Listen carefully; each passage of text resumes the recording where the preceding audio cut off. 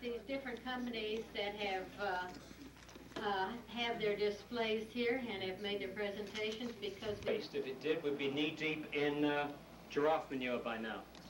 We make waste. Manufacturers make waste by misusing and overusing materials, and we make waste by the very simple act of mixing everything together. This trash, which is such a big problem, is a man or woman generated material. The things that we reject to so strenuously are things that we've handled every day without any objection: paper, plastics, glass, food, and so on. It is only when we mix them all together, when we mix the smelly and the non-smelly, the toxic with the non-toxic, the useful with the useless, that we come up with a product. And we've also come up with an attitude. This attitude is the trash is revolting, get it out of my life as far as possible, and I don't give a damn as long as you don't put it in my town. Just get it away. And that is the root of the problem. Until we tackle it at its root, we are not going to solve it. Let's look at the visible signs that we have a problem, and I'm sure much of this has been discussed today. Let's get this on target here. Okay, the landfill crisis. We have too much material going into landfills. We have a space problem. We have too much toxic material going into landfills. We have a leachate problem. We have too much organic material. By organic material, I don't mean the stuff that's generated in factories. I mean food waste, yard waste, various things which will biodegrade under the ground, and that gives us a methane problem. But for most people, it's a smell problem or a rat problem. The rats like it. We don't like it. And there's too much useful material going into landfills, and I suggest, living in this small time of plenty, that we have an ethical problem. For how long can we continue to consume the future, continue to wage war on future generations by devouring in a few seconds what they will be looking for 1,000 years from now? And we're doing it this afternoon using those polystyrene cups. Those are finite resources. We use them for a few seconds. We pass on a problem to immediately, if we burn them, or if we put them into the landfills, we pass into another problem, or if it gets into the water, that we could be choking our fish in the oceans. But whatever else it is, it's a waste of finite resources. And people don't like living near landfills, and that gives us a political problem. And the politicians know that to site a landfill today is tantamount to committing political suicide.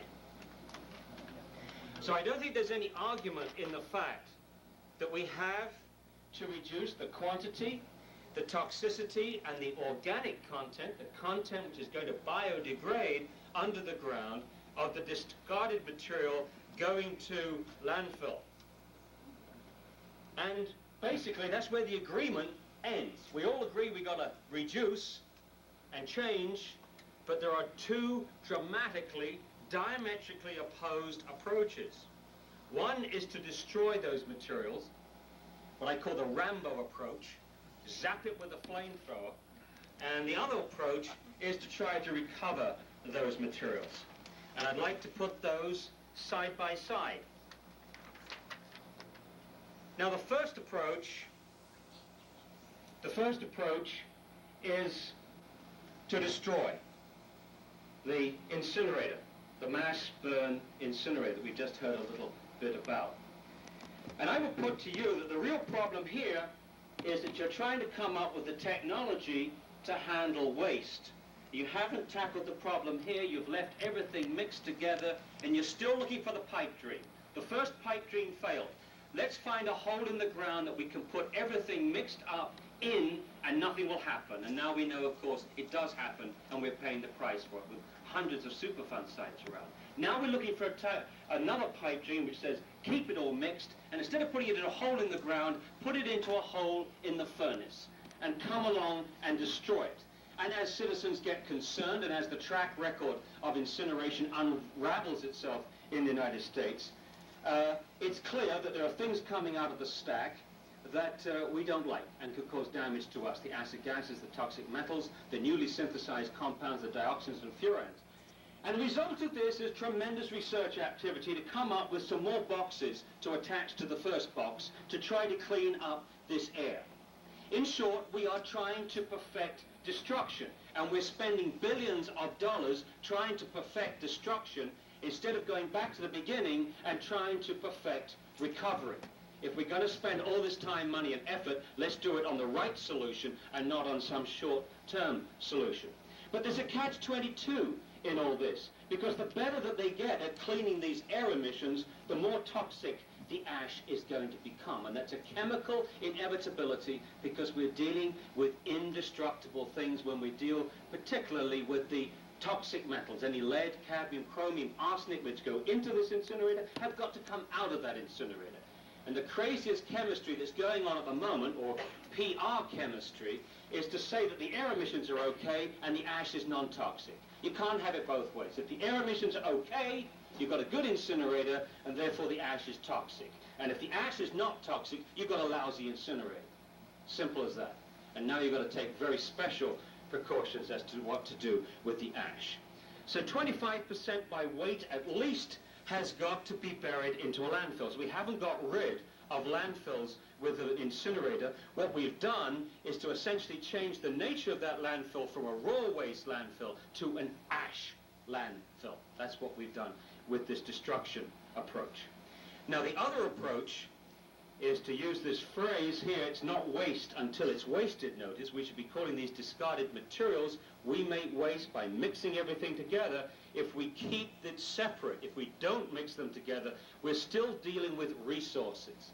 And this approach then would put the maximum effort into reusing objects, recycling materials, composting the organics, removing the toxics for special treatment. That's only about 1% of the domestic waste stream. And then after you've done all that, several other things can be done. Number one, as you're doing it, you're educating the public into recognizing a lot of these things are junk that we're paying for, that we don't need all those plastic bags. We don't need those plastic cups, knives, forks, spoons, throw away razors, throw away everything. We don't need them. And there'll be a tremendous pressure, which has already started, to reduce at source, at the manufacturing level. I heard about a biodegradable plastic bag. We don't need a biodegradable plastic bag because we've already got a biodegradable bag. It's called paper. It's called craft paper.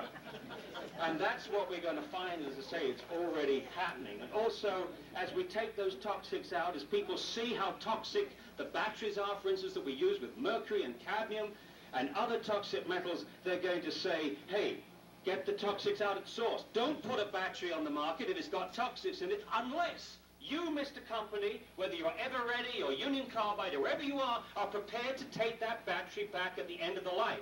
Don't tell us it's too difficult for you to handle those batteries. You're the people that know more about those materials than anybody else in the country. How on earth can you expect us to tackle them if you can't tackle them? If you put them out, you have to take them back. If you don't want to take them back, then forget it. Don't put them out anymore. And that's the kind of talking that we've got to come up with. After that, then there is selective burial. I should be talking about that a little bit later. The whole notion of changing the quality of what we bury and not just addressing the quantity. And possibly there are some materials that we can actually take out and burn. But as a chemist, I can tell you this much. It's difficult enough to say what's going to come out of a chemical reaction, a complex chemical reaction, when you know what's going in. If you know what, there's one or two things that are going into a test tube, you have a good idea what's going to come out. If you put several hundred things into a test tube, you have no idea what's going to come out. And if you put several hundred things into a test tube and you don't even know what you started with, the chances of knowing what's coming out are pretty remote indeed. More about that in a moment. Now, I could spend a lot of time going through the arguments for and against incineration. There's some arguments for it. Here's some arguments against it. I'm not going to spend a lot of time on that. I would suggest for the immediate time, you just look at what is happening around the country. The gentleman from combustion engineering was absolutely right. It's an incredibly expensive thing to do. Look at what is happening right now. Rutland, Vermont built an incinerator by Vicon.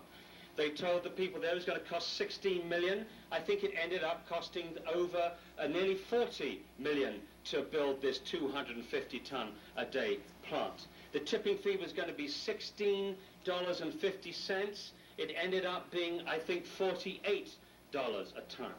They said they were going to put the ash in Vermont. They couldn't get anywhere to place the ash in Vermont. The communities wouldn't take this ash. And I would warn you that many people are building incinerators before they have any idea where the ash is going to go, which is a fatal mistake.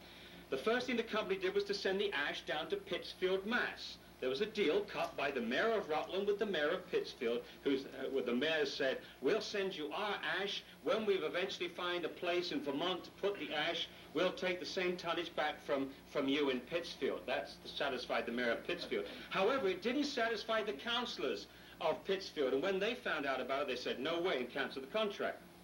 So the next thing that Vicon did was to send the ash over 400 miles to a landfill outside Buffalo.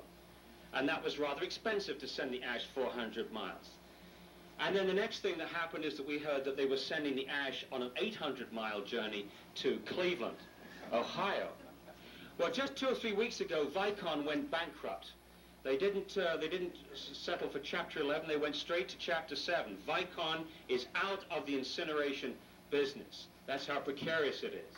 Number 2, another company's out of the incineration business. Dravo is another company that thought this was the way to go. They're out of the business. And you might also want to learn about the Dutchess County incinerator in New York. That's a Westinghouse incinerator. That has supposed to have gone online, I think it was in May of '87. They're still trying to get that thing to work. And the company that built that is going bankrupt. The big problem is that they underestimated citizen opposition to these plants. They underestimated the time it was going to take to build these plants. They underestimated the demand that there would be on air pollution control technology, and they underestimated the intelligence of the citizens when it came to the acceptability of the disposal of the ash. There are many other things well, the ash. I do want to tell this story on the ash because I think it bears telling. Everybody knows about the garbage barge which sailed from Islip, New York, and had this journey, and all the TV cameras followed it, and we followed it every night. But there's something which makes that garbage barge look like the veritable picnic. And that was a ship full of 15,000 tons of ash from the Philadelphia incinerators. Philly's ash. Ash from burning trash. 15,000 tons. It left Philadelphia in September of 1986. It was sailing for Panama. The Panamanians found out what the ash contained and said that they didn't want it after all. And it went around Central America, the Caribbean, South America, had a little trip over to West Africa, and 17 months later, minus 5,000 tons that they dumped off in Haiti, because the ship workers ate some of the ash to prove that this was quite non-toxic. They would make an excellent soil amendment. So they dumped 5,000 tons before the rest of the Haitian government found out about it, or rather the media found out about it. Is back in Philadelphia. And then they were going to unload it. They weren't going to leave it in South Philadelphia because meanwhile the people of South Philadelphia had got to work in the law courts to get an injunction against unloading it. They were going to send it to Ohio. But before they could unload it, the dock burnt down. In May of this year, the ship set sail again, believed to have gone to West Africa. We don't know where it's gone. Meanwhile, another ship, a Norwegian ship, sailed off with another 15,000 tons of ash from the Philadelphia incinerator, and that did unload on a West African island off the coast, I believe it was, of Nigeria. When the Nigerian government found out about the toxicity of this ash and what had taken place, they knew it was a Norwegian ship. So what they did was to arrest the Norwegian ambassador and put him in jail until the company took that ash away again. So I think in that little story I've given you some indication that people aren't falling over to get this ash either in this country or any other country in the world. And that is the product of incineration. Indeed. I think that title in this magazine was quite appropriate, Led Astray. And what it says in this, the introduction to this article, the amount of lead in ash generated by the nation's 73 resource recovery, I choke on those words, incinerators, ash often hauled to disposal facilities and open trucks, will soon dwarf the amount of lead used in gasoline. Some other choice stories about ash. Glen Cove has a solution to its ash problem. They put it on the parking lot. And there it stands, many thousand tons. When I was there, it was rainy. You could see the leachate going down the drain straight into Glen Cove Harbor. In Washington, D.C., guess where their ash goes to? It goes for landscaping purposes in the grounds of the local mental hospital, St. Elizabeth's Mental Hospital. Officials tell you the ash is not toxic. Well, let's just look at the standard tests which are done to see if something is hazardous or not. It's called the extraction procedure test. And essentially what you do is you take this material that it may or may not be toxic, and you want to see if it leaches out toxic levels. You take about 100 grams, you add acid to it, adjust the pH to a 5, make it acidic, let it sit there for 24 hours, and then see if anything leaches out. And if you get levels of metals which are 100 times the drinking water standards, that material is then classified as hazardous, and it should go to a hazardous waste facility. Well, let's look at the fly ash results for cadmium and lead. I've underlined in green or red if it failed for cadmium, lead, respectively. Those are the fly ash results from around the United States, and to cut a long story short, every single sample of fly ash is failing the EP toxicity test, as it should if it's doing its job properly. Then that's the fly ash. That's about 10% of your ash. About 90% of your ash is going to be left on the grates. We call that bottom ash. And again, you see that quite a number of those samples too are failing for lead, and just one there for cadmium. But back in the early 80s, the EPA says we've got a marvelous solution to this. Mix the ash before you do the test. Do your test on the combined ash. They did give you a word of warning. If you mix it outside the incinerator, that's called treating hazardous waste, and you're not allowed to do that. But if you mix it inside the plant and pretend that your product is really combined ash, even though the fly ash is produced at that end and the bottom ash is produced at that end, if you could pretend that your product is really the combined ash, then you just test the combined ash. Well, here now is the results for the combined ash from incinerators around the United States, and you see that that too is failing frequently for lead. And to summarize those results here, and these were all put together by the Environmental Defense Fund, by the way, who've done an excellent job of collating all this information. The fly ash fails about 100% of the time. The bottom ash fails about a third of the time, 38% of the time. The combined ash fails about 47% of the time. Now, the typical industrial response to this is to say, this test is not fair. This is acid, and our ash is not going into a regular landfill and mixed with all the garbage, although that's what's happening to most of it right now. But in the future is always different. The future, they're going to put it into monofills where it won't come into contact with any acid leachate, and therefore it will be neutral or alkaline. But it turns out that this ash, with these best control devices, with the scrubbers, the acid scrubbers, is so alkaline that water will move out lead at the same toxic levels. If anything, water will move out more lead under these highly alkaline conditions than under the acid conditions. So you've still got a problem even in a monofill. And so now we're back to the plastic liners, which have a guaranteed life. We've got the gentleman here, they can tell us. I asked him, he said 20 years. That's longer than I've ever heard before, so applause to the industry to give a 20-year guarantee to these liners, that they're going to last. The problem is that the half-life of the metals that we're talking about is infinity. In other words, they're there forever. Lead and cadmium cannot be destroyed, and 20 years is rather a short speck of time when you're looking at forever. So what we will be doing is passing toxic mountains or toxic holes onto future generations to scratch their heads about, if they know where they are, if our records are good enough 1,000 years from now. Now there's another solution to the ash problem, and it's what Dr. Barry Commoner calls linguistic detoxification. New York State, having found that ash from, this is from the New York Times, ash from waste-to-energy incinerators found above hazardous level, they then came back and said, well, this is not toxic, this is special. This is special waste, and it can go to special landfills. Linguistic detoxification. We've had a lot of trouble convincing people that the answer to pollution is not dilution. Now we've got to convince them the answer to pollution is not delusion. Right, before I leave incinerators and get on to some positive stuff, I just want to let you know, in Louisiana, thank God you're not building these things yet, so don't be conned. But we are in the Northeast, and I just want to show you the magnitude of the problem that is building up. And here are the existing incinerators in the Northeast American states. There are the existing incinerators of over 50 tons a day. Now let me show you the proposed incinerators for the Northeast.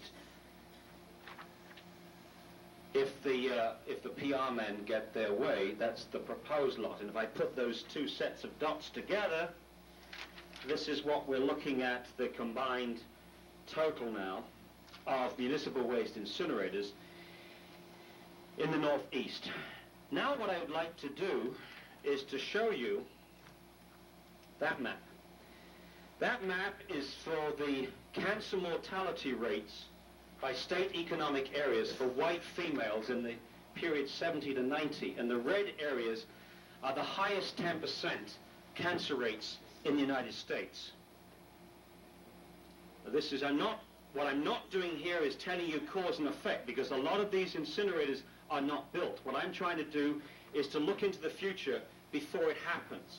All I'm going to do now is to lay down what all these incinerators are going to be, and you can compare them with the existing high cancer rates in the United States.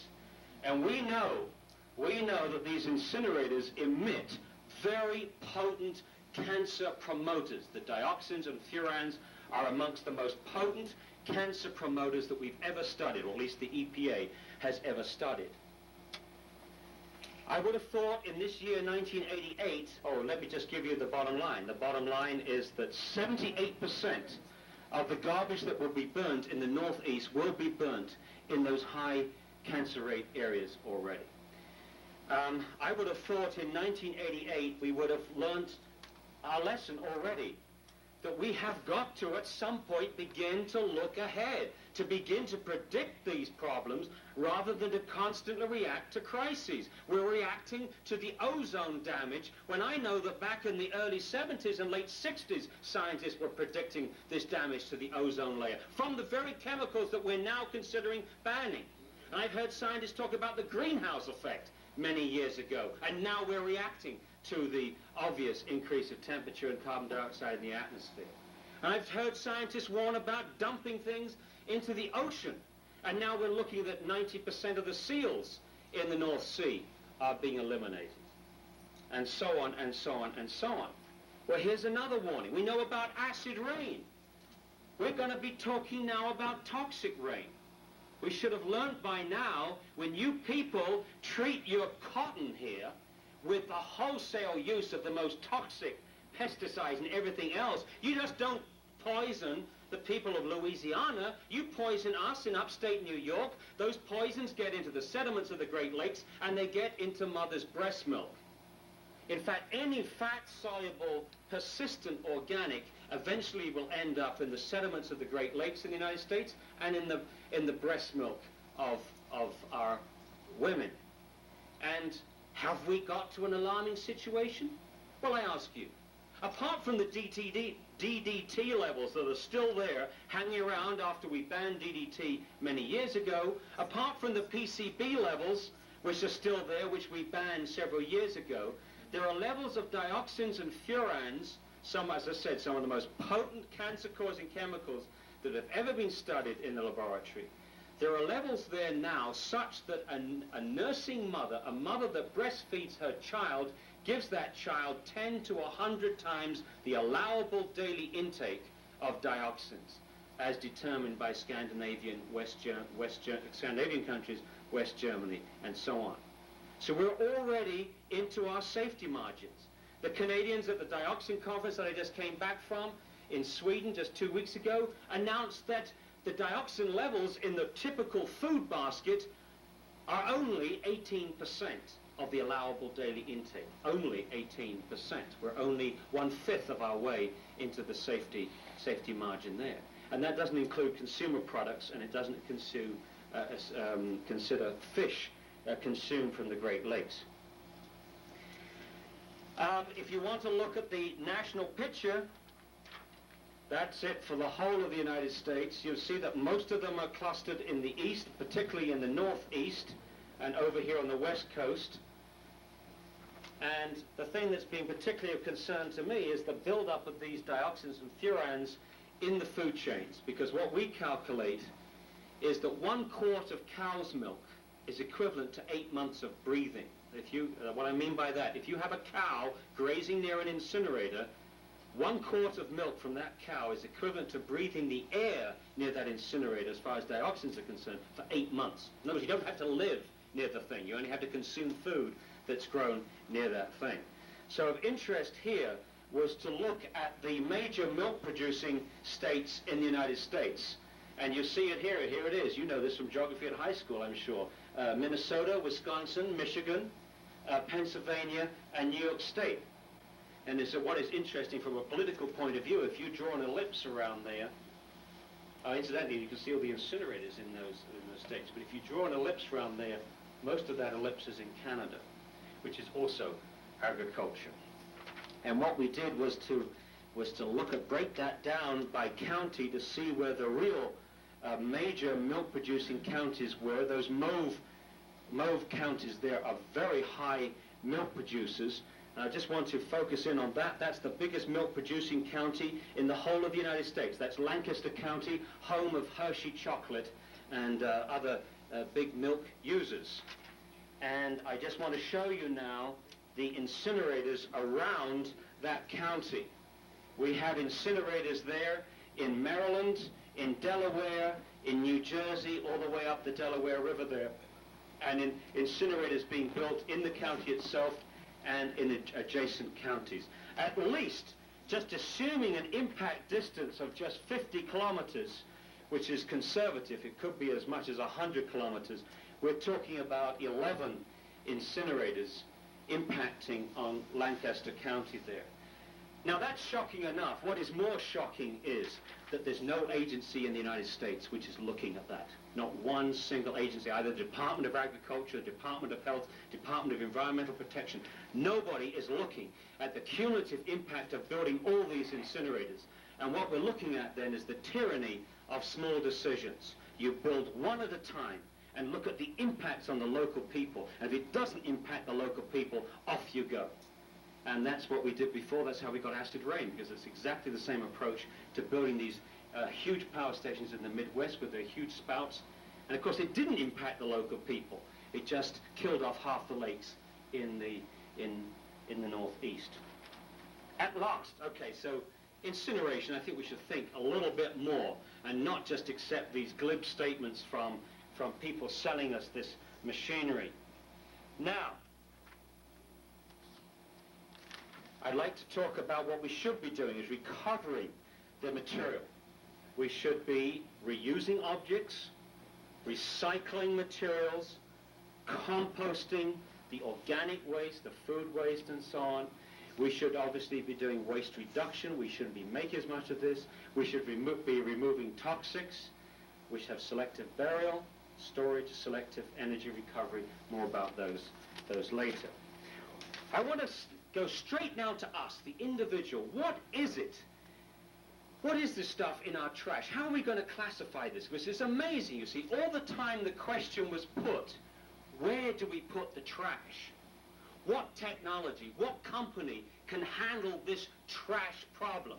All the time that we're looking for magic machines, we don't look at the real problem, which is, what is the trash?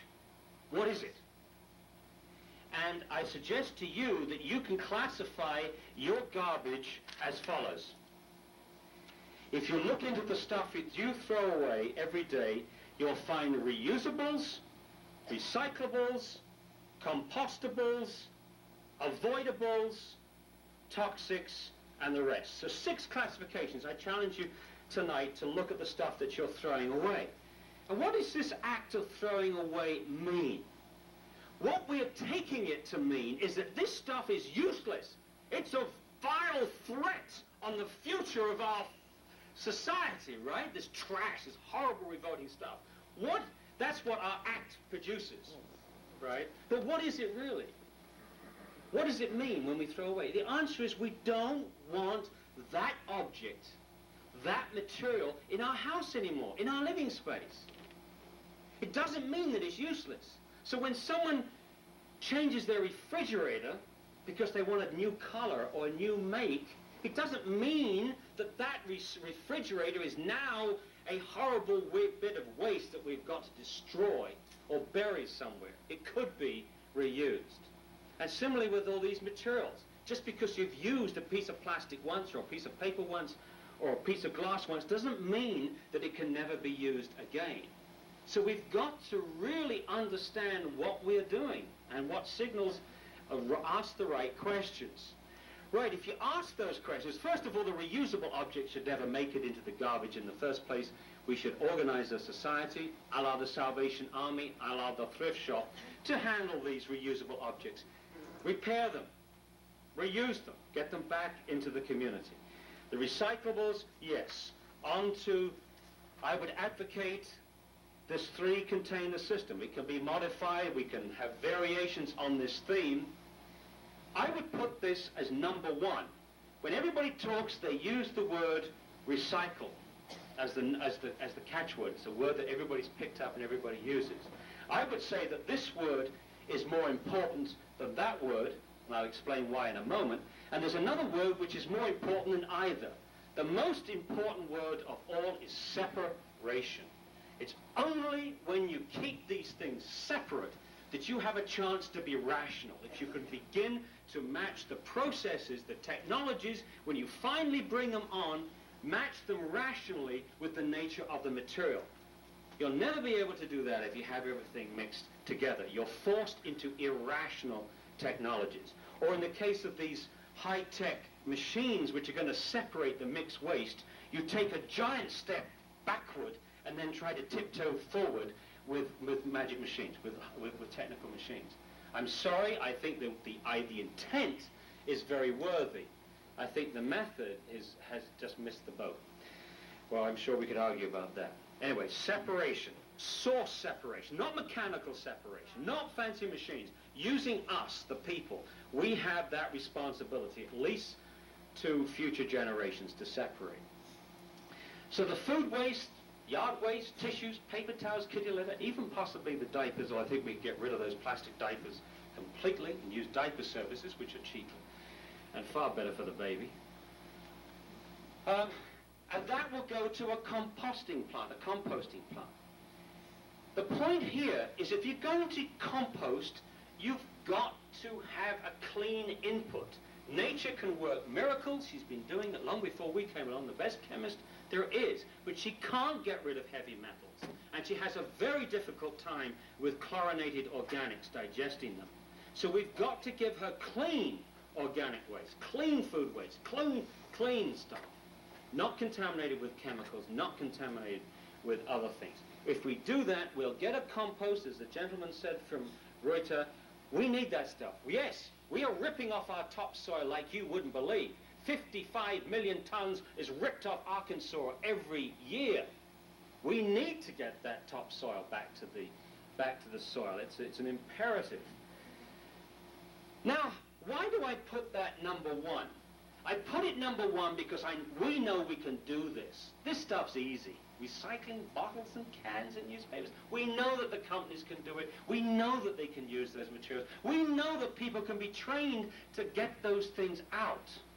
The trouble is, if you make this number 1 and put all your emphasis on getting the glass bottles and the cans and the newspapers, you'll get them, but the stuff left over you will not be able to compost because it's full of junk. So that's where you stop. You'll stop with your 15, 20, 25, 50% recycling, and you'll be left. Well, what is the end result? The end result is that you'll have your recycling program and with lousy landfills half the size that you had before. So you still have the problem of citing lousy landfills. If, on the other hand, you go for composting first and you put a little bit of effort into getting the toxics out, which are not difficult to collect, a little bit more difficult to handle once you've collected them. If you put your effort there, then what we're looking at essentially is handling dry waste, a mixture of dry materials, which now takes the pressure out of the system. Instead of citing raw waste landfills, we'll be citing dry waste landfills, a mixture of relatively benign materials, if you've done a good job. And I put to you then that recycling and reuse then becomes a bonus that you know that you're going to get, and something that you can work at year after year after year. You don't have to do it all at once. What you're saying is, in effect, we will radically change the nature of landfilling. We're changing from a raw waste to dry waste. And notice, what the incinerator companies are doing is radically changing the nature of landfilling from raw waste to ash landfills. And I think, put to you, if both the incinerator companies and I was able to go into the same community, which do you think would have the easier job of siting a new landfill? Me, with the residue, the dry residue after you've composted, removed toxics and removed the recyclables, or the incinerator company that's going to have to bury the ash? I would put it to you that I will have the easier job selling a dry waste landfill than they would. But, of course, the catch is, are you going to be good at this? Are you going to be good at getting that organics out? Are you going to be good at getting the toxics out? And that's what we've got to work on. Unfortunately, many of the companies that are proposing to compost in the United States are composting a fraction from the mixed waste stream, which will then be contaminated. With all the will in the world, once you've mixed the waste together, the bottles open up, the nameless fluids come out, the batteries get chopped up and mixed up. You try taking out those little batches, those little mercury batteries. You can't do it. There are other companies, there are other composting companies that are coming into people's towns and saying, we can compost everything. Don't bother to separate. We will do everything. We'll compost your refrigerators for you. They're actually saying that. There's an article in the Christian Science Monitor saying we will compost, company in Florida will compost your refrigerators. Now, what if a community is really on the edge? What's the quickest thing to do? I would say the quickest thing to do is to put these two together and separate that. So you'd say, right, put all your organics into a plastic bag. But no, bite that one. Put them all into a plastic bag. Use the existing compact trucks to take the wet waste, this food waste, to a composting facility. So the enclosed compact trucks takes this to a composting facility. And the dry residue and the recyclables can be all mixed up and they can be separated in your plants. In other words, I have confidence that you can separate the recyclables from the dry residue without too much contamination. So a two-container system, one plastic bag containing the smell, etc., etc., etc., and one open container for the rest, with the special effort to get these things out. Is there a model for this program? Yes, there is. In the town of Neunkirchen in Austria, they're getting a 67% reduction by weight using this approach. 67% by weight. That's as much as you'll get with an incinerator in place. And what is interesting is they're getting 27% with the recycling, 40% from the composting. And of that composting, 22% of the 40% is just the carbon dioxide and water produced in the composting process itself. The compost is only 18% that is you actually have to sell. So that's interesting. And I rather like this approach. They went Neunkirchen, which means 9 churches, went to some length to try to get batteries and other household toxics. They had collection days. They had drop-off centers. They had all those things that we're talking about in the United States. The only thing that they found that worked very effectively was to give everybody a heavy gauge plastic container with a bright red lid on it, up this big.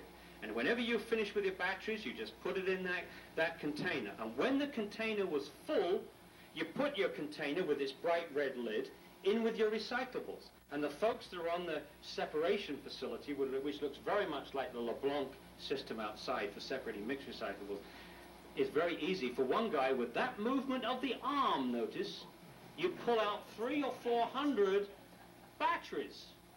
Now, it wasn't a big deal for the citizen, and it wasn't a big deal for the separation facility. And we need some federal money now to help the battery companies reclaim those metals. Incidentally, the approach, over 70% of the Japanese communities are separating batteries out because of the mercury problem, and the Japanese have now developed technologies for recycling those metals. So that's what it looks like at the household level then.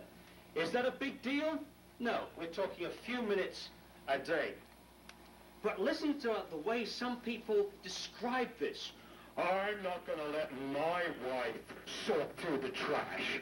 So you have visions of poor little wifey boos come Friday evening going, oh dear, it's that time to sort through the trash now. Oh dear, I wish I could get, diaper, kitty, rotten food. Oh, an aluminum can. Didn't I do well, dear? Can I go back to washing up now? No, we do not have to sort through the trash. We have to keep it separate, and it never becomes trash if we keep it separate. So it's, don't put in the effort to mix it, put in the effort to keep it separate. It's not a big deal. And wherever people, communities have been tested, they're coming through with flying colors. Those people that keep looking to Europe and Japan, I'm going to make a prediction now. In 5 years from now, the Europeans and the Japanese will be coming to the United States to look at our model recycling programs. Because the difference between America and Europe, and as I say, there's a brick. Good help us. Yeah, I say there's a brick. I mean, dreams stopped many years ago in Europe. If you had a dream, you came to the United States. You know, nothing is possible. No dreams are possible. Once the United States says they're going to move a mountain, they'll move it. And once the United States, once the political leaders get into their head that this is the way to go because it's the only thing that people will accept, amongst other things, then it will happen, and it will happen in a very, very big way. And 20 years from now, we'll look at these history books and we'll not be able to understand this incredible resistance, this whole notion that we wouldn't spend a few minutes doing this. And we've seen history. This is history repeating itself. I remember in the 70s being told, they said, if you don't build nuclear power stations, we'll be back in the Stone Age. We won't be back in the Stone Age. You had to give up all those refrigerators and washing machines, a big thing. And then these crazy people, hey, wait a moment. Before you build these massive, great, big energy machines, shouldn't we be conserving energy, insulating our homes, driving smaller cars? The American people will never, ever, ever, ever, I mean ever, drive smaller cars. It's in the Bible, it's in the Constitution. We will not drive smaller cars. Don't be hopelessly idealistic. You remember, you're hopelessly idealistic. That's what the Europeans are doing it. Oh, they're not Americans. The Japanese are doing it. They're not Americans. Detroit would never do it. Detroit would never build smaller cars. The Americans would never drive them. Amazing, isn't it? It's not so many years since we were told that, as a matter of fact. And I would say to you, it's the same problem again. What do you put your faith in? Got a little bit of faith to spare? What do you put it in? Do you put it in machinery, or do you put it into people? And I say to you that the idealists, the real idealists, put it into machinery. And the practical people put it into people. Because they know if you change the people a little amount, you change the situation in a very, very big way indeed. So looking back, I will be seen as hard-nosed, practical person, resisting the idealistic philosophy of the high-tech engineers with their magic machines to solve this problem. We shall see. Now, when it comes to the community level, what are we looking at? I suggest to you that what we're looking at its best will be a new thing called a community resource center. I call it material. You could call it a materials resource center, except if we start recovering our materials, we're going to find that we're dealing with other resources as well. We're dealing with human resources. because they're going to be jobs for the unemployed, low-skilled jobs. We're going to tap back into the skills rejected when they retired of our senior citizens, because many of our senior citizens are going to be able to teach us how to repair some of those objects and paint some of those objects and get that furniture back, etc., etc., etc. And we're going to be talking about educational resources. I can't think of a better education for any young person in young school, big school, middle school, whatever you call those schools here. I can't think of a better education than to look at waste. Doctors for thousands of years have gauged the health of their patients by looking at their waste products. Show me your feces, show me your urine. I can tell if you're well or not. If we stare at our waste, we'll begin to see how healthy or otherwise we are. So I think this would be a wonderful exercise for our students. And do you know right now we are suffering from several generations of designers, architects, and engineers who never got this at school. They never looked at waste, or they never looked at the long term. And that they probably won design awards for products that we would now cringe with, because the things that they were taught was, how do you design things to sell? How do you design a building to sell a building? How do you design a package to sell the crap inside? Basically, that's the message. Not how you design something so it's of future benefit, that it lasts for ages, that we save something for future generations. Well, what will be in this community resource center? We would deliver mixed recyclables, and there would be a separation facility for separating those mixed recyclables. That same facility would be able to separate commercial waste, because commercial waste doesn't have the diapers and the kitty litter and the rotting food. It's very rich in corrugated cardboard, and you'll probably find if you talk to your independent haulers that they're doing a pretty good job right now rescuing materials from commercial waste. But we could certainly handle that together. We should have a buyback of separated recyclables, and I'm glad that the Reuter man mentioned that, because as the big guys get into this, heaven help us, I hope the biggest ones keep out of it, but as the big guys get into this, we're going to punish the little guys. The little guys that go around in their little trucks salvaging corrugated cardboard and aluminum cans and glass and so on, they're eking out a living right now, and they're doing a very good job doing it. Same with some of our voluntary organizations. Keep them alive, please. When the big operations come in, and do this as a matter of fact, you have one door which says, send me your mixed recyclables, you pay us to separate them and upgrade them and get them ready for market. But send us your separated recyclables and we'll pay you. And as the Reuter man, the philosophy is very simple. You have saved them the effort of separating. Keep them in business. Then there will be this reuse and repair section where citizens will bring in there. They'll know that there's always this place in town. If they've got the Salvation Army, take it to the Salvation Army. But if you don't have it there, there's always this place in town where you can take those old objects, and we can have a second, a third, and a fourth chance at repairing and reusing them. And what I'd like to see here is, if you've got the lowest paid jobs, these guys coming in and separating the mixed recyclables, wouldn't it be great, as if they're the good ones, the ones that want to move up, if they were moved over to the reuse and repair section and began to get more skills? And that's where our senior citizens could come in, because they could show people how to repair refrigerators and all those other things, which I have no idea about at all. And here's another thing. You're going to have a section for household toxics. But if you look at household toxics, look at a list of household toxics. Most of those household toxics we buy from the hardware store. It's paint. It's paint thinner, it's paint stripper, and glues and resins and varnishes. And this is what we're talking about, by and large, when we talk about household toxics. Well, if you've got a little shop here which is repairing furniture, painting furniture, stripping furniture, why not use half those toxics up for the thing that they were intended for? Willie Fontenoy was telling me today that one of the big hazardous waste things that have to be tackled is, what was it, off-spec paint. Off-spec paint. Someone's produced some paint which doesn't quite meet specifications, so DuPont or somebody decides to get rid of 20,000 gallons of off-spec paint. So it goes along to the local hazardous waste incinerator, and if you're lucky, it's a good day, it will be destroyed. If it's a bad day, half it will go out the spout and poison the people in Baton Rouge.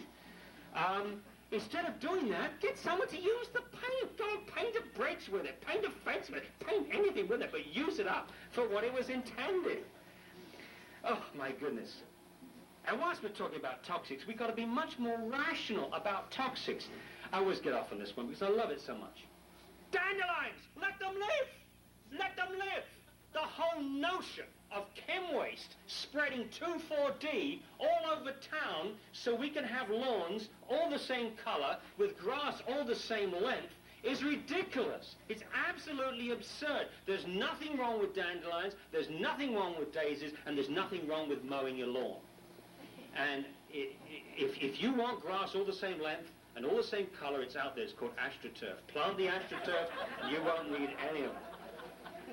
It's just a question of knowing what progress is and what it isn't. And it's not progress to zap dandelions with a chemical which is known to cause non-Hodgkin's lymphoma amongst farmers in Kansas, all over the place, in all our town.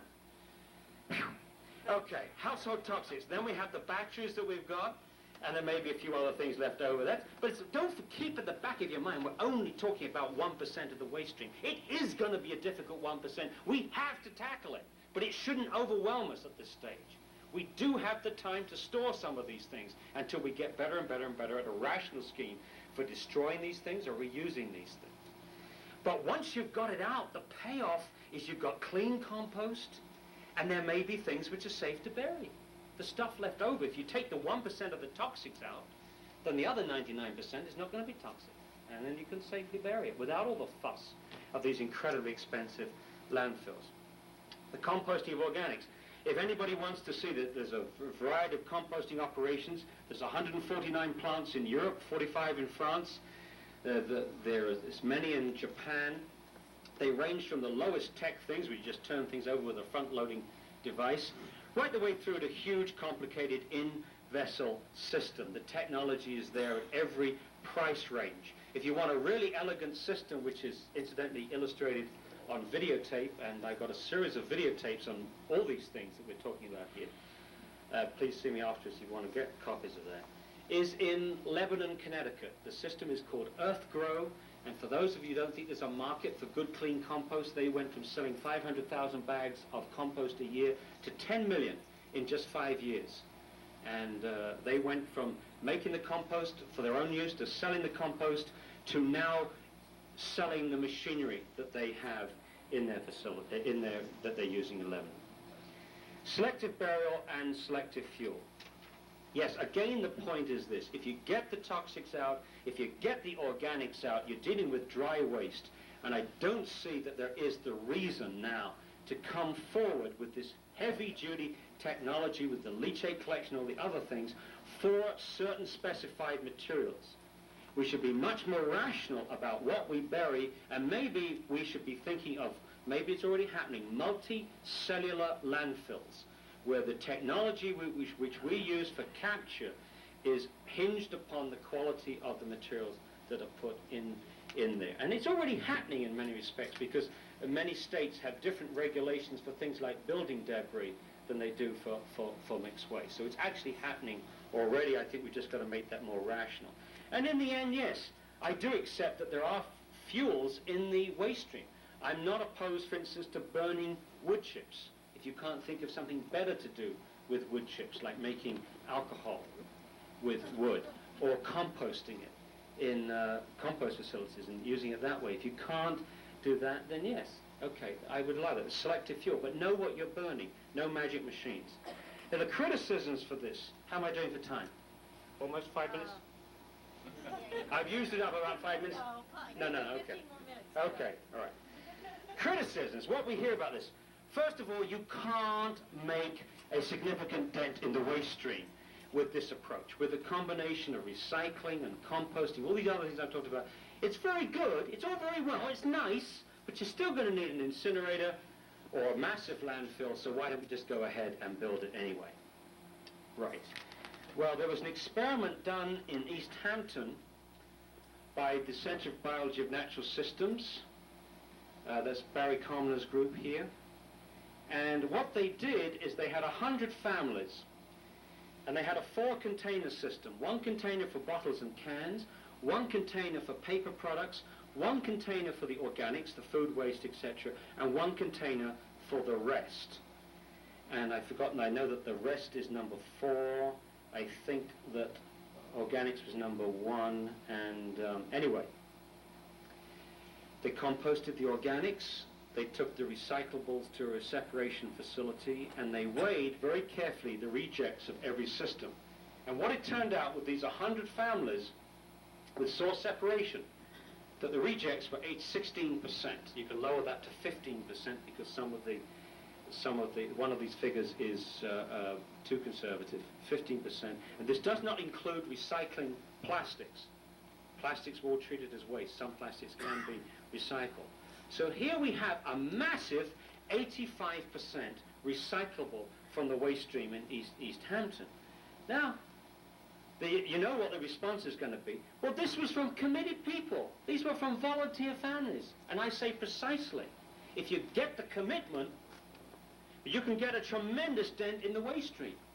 So that's what we should be doing, getting the commitment. How do you get the commitment? How do you get people to do it? There are 3 ways I've heard of getting people to source, separate, and recycle. They all have their attractions. There is Hamburg, New York. If you don't separate, they don't pick up. That's a very simple approach. If you don't have a separate container for the recyclables and a little container for waste oil, they just won't pick it up. They just put a bright orange sticker on your bag and everybody in the street sees it. And you phone up and you say, hey, you haven't picked up my garbage. They say, right. If you would like to separate it, we'll pick it up next week if you separate it. What if I don't want to do that? I want to hang on to the sacred American right of putting all my garbage into one plastic sack. We've struggled 300 years now to get to this point that we could do that. This is the basic freedom that we've been struggling for all this time. All right, if you believe that, just drive 17 miles yourself to the nearest landfill and you can deposit yourself and you can hang on to that freedom. But 98% separate, 2% drive to the landfill.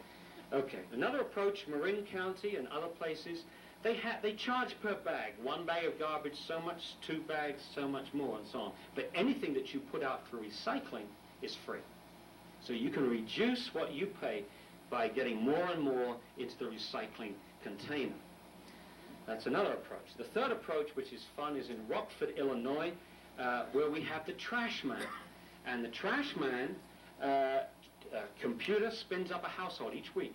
And the trash man in a gaudy outfit in a garbage truck, which is polka dots all over it, the siren waving and lights flashing, drives to the person's house, opens their garbage container, and looks. If they've kept all the designated recyclable items out of the garbage, they win $1,000 outright, $1,000. And if they don't, of course they don't win $1,000. Can you imagine the conversations? Who put the aluminum can in the gutter? Who did it? Who did it? Yeah, imagine. I'd be better to lose that. And more education from losing it than from winning it. Anyway, if someone doesn't win it 1 week, next week is 2,000. And the week after, 3,000. And the week after that, 4,000, and so on. And the participation rate went up 4-fold with that approach. Now, I've heard people say, oh, that's very expensive. $1,000 a week? My goodness, you could run that program for about 10 years for the kind of money that people have already frittered away on consultants to tell them how to handle their garbage. If you pull that money back from the consultants, you could run that for years with that thing. Okay, what's the next thing? So the message on that is get the commitment, put the effort to get the commitment. By the way, we have Captain Garbage in Long Island. He goes to all the hearings, Captain Garbage, and testifies. He's from the planet called Dumpstar, which was destroyed in the trash wars. Fortunately, he came down to Earth, and wherever he sees resources being wasted, he comes down and testifies with a mask on so nobody knows who he is, and we can have many of them. I mean, we can have just... and also there's another guy in Connecticut. What's he got? Recy. Recy is all dressed up in another outfit, and he gives performances for school kids. He's absolutely phenomenal. Okay, people won't do it. Well, I've already tackled that. They will do it. We will do it. Have some confidence. I have people saying, we know, Dr. Connett, that you would source, separate, and recycle. And quite frankly, I would. But the slobs that voted me into office, they would never. ever. No, they would. You should see the slops in my district. You wouldn't believe that bunch of animals. They would not do it. God, you know, it's ridiculous. If you tell the American people what is something is very sensible to do, it's going to eventually save them money, and it's going to save the environment, and it's good for their children. You think of the hours that we spend. I don't know how many other unfortunate parents are on this audience who spend hours looking at the most boring softball games just because your kid is playing. You know, I'd rather be home watching the Red Sox win the pennant than to see this kid, you know, missing everything. But for 4 hours, you watch it because it's your kid. And all we've got to persuade the American people is to spend a few minutes because it's your children we're talking about. It's their future and their children and their children. Yes, we can do it. Hey, Bill Cosby on national television. You can imagine what Bill Cosby would do with source separation? Can you imagine what he would do? Put the jello in here and boom, boom, boom, and everybody would watch it every night. They'd watch Bill Cosby. How much is that? We're only talking a few $1 million to get that on national television. Of course it would. Hey, look, you live in a country.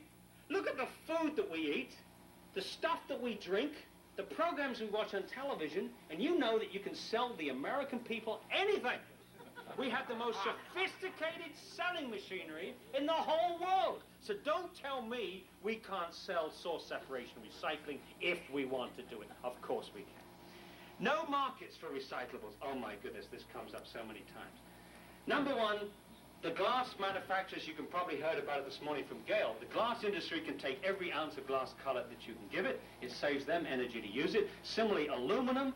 The aluminum industry can take every speck of aluminum you can give it for the simple reason it takes about 4% of the energy to recycle aluminum, which only involves melting, then smelting it from raw materials. Paper, corrugated cardboard, there's a tremendous market for that. Big problem is the paper market up and down. I think we should be looking for several outlets for paper. The use of paper for cattle bedding. Composting the paper that we can't recycle if we don't have toxics in the ink. So a big, big political demand coming along the road. Listen to it, Time magazine, all those other people that have magazines who might possibly using toxic cadmium, lead, chromium in their inks. Here's the message. You better get those toxics out there because we want to compost that paper. Get a move on. Especially if we find that Time is and Newsweek isn't. Hey, that's going to be useful ammunition. So get it out. Get those toxics out now. Look ahead. So the answer for marketing and recyclables is simple this. The market is there if you have quality, if you have quantity, and if you have regularity. There's no point going to a glass company and saying, hey, guess what? We've got 50 tons of glass. Would you have it? They're probably not interested. But go to that same glass company and say, we can deliver every month 10 tons of glass to you, every month. And if enough communities say that, then it's worth the while of the glass company to put that extra line on. I happen to be told, and there's somebody in the audience who heard the same story, all the expansion in the paper industry right now, the paper plants in the southeast of the United States is going into recycling lines. That's where the expansion is happening right now. And the plastics industry is going crazy. They know if they don't recycle, they're out. The people are not going to take their plastic bags. They're not going to take these silly plastic items. The only hope for the plastics industry is to rush through with recycling programs and make sure and find ways of recycling plastic. If they can't do that, they're out. And we'll flood the markets. Well, that's where the federal government comes in, and that's where the politicians come in. Don't let us flood the markets.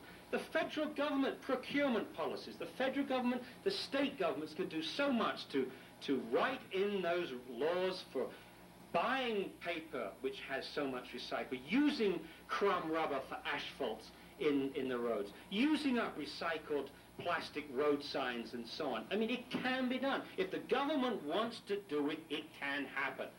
State government, federal government, if you want to use recycled materials, if you really want recycling to happen, you can make it happen. So, and get the message. I mean, it's not fair for us to get the people doing what their responsibility if you're just going to sit back and let the free market do everything. The government can help at the top. No markets for compostables. That's sheer nonsense. There's a tremendous demand for compost. There's a tremendous demand for topsoil. If you look at any development, you go to Georgia, what do you see in Georgia? Red soil everywhere. Red soil. Because there's so much development going on. And what does that mean? You've got to have put topsoil. You want to grow grass and shrubs and everything else. Everywhere you see that, if I pull this socket out, 1, 2, 3. It doesn't make much difference, does it? I guess that would.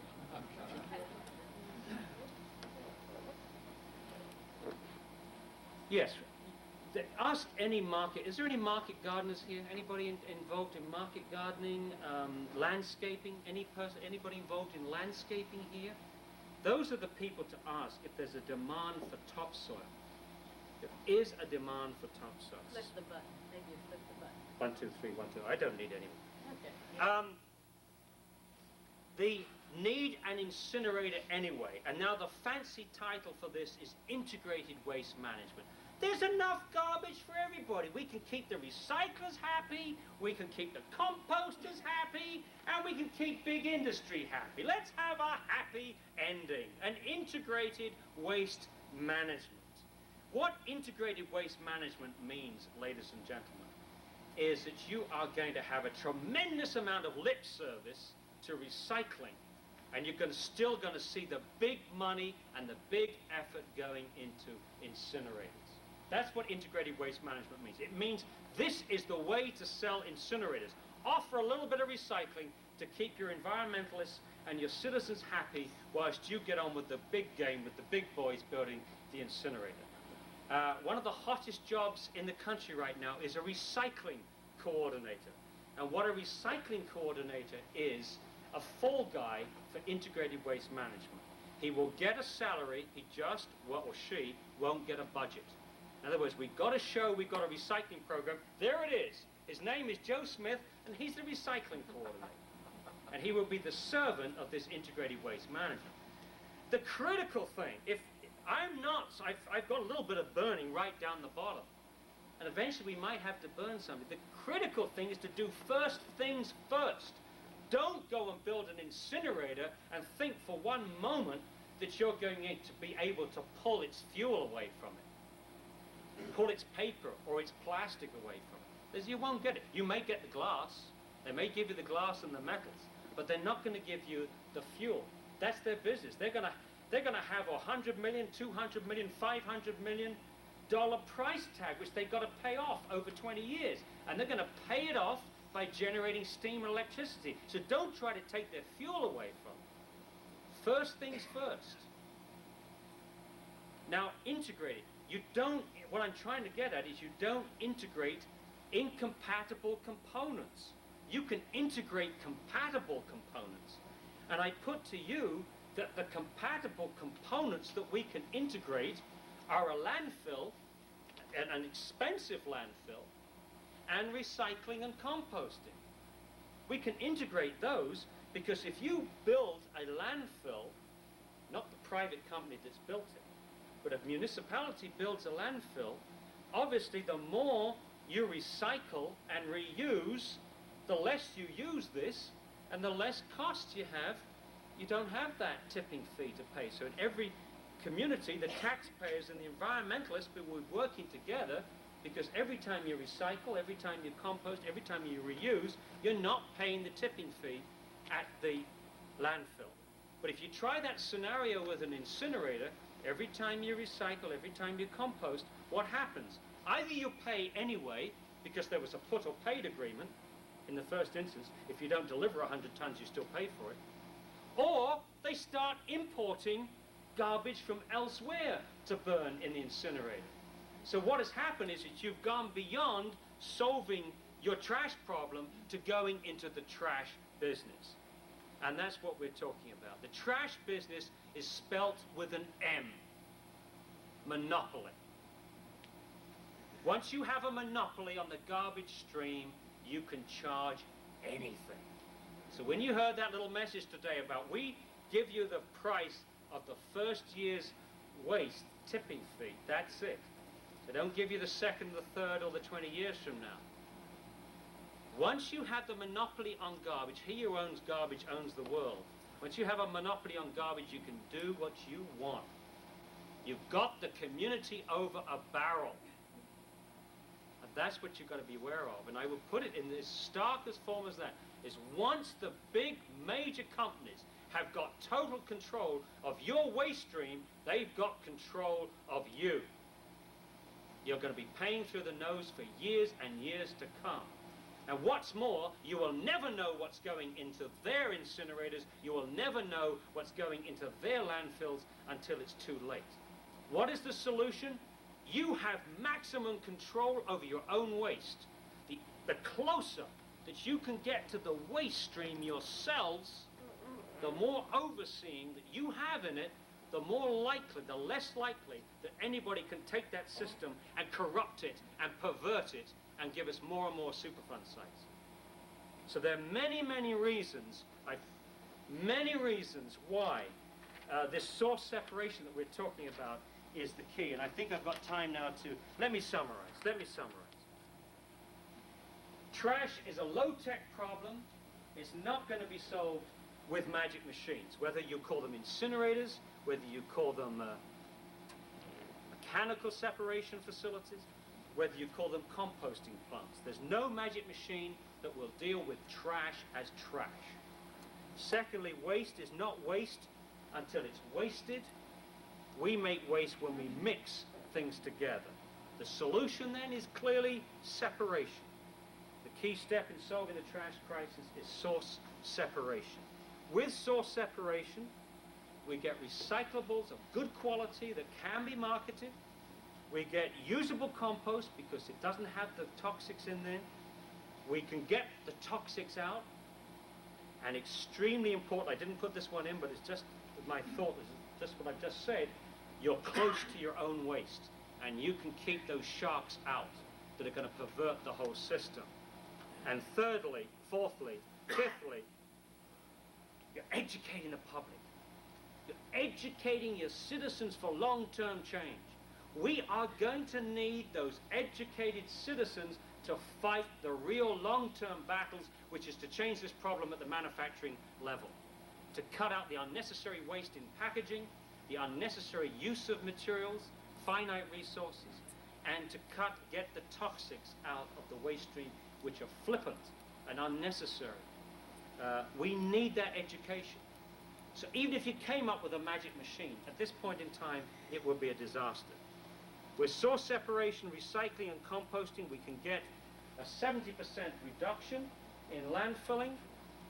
But more importantly, we can, especially with the emphasis on composting, we can dramatically change the quality of what goes into the landfilling, and therefore those landfills will be more politically acceptable and more environmentally acceptable.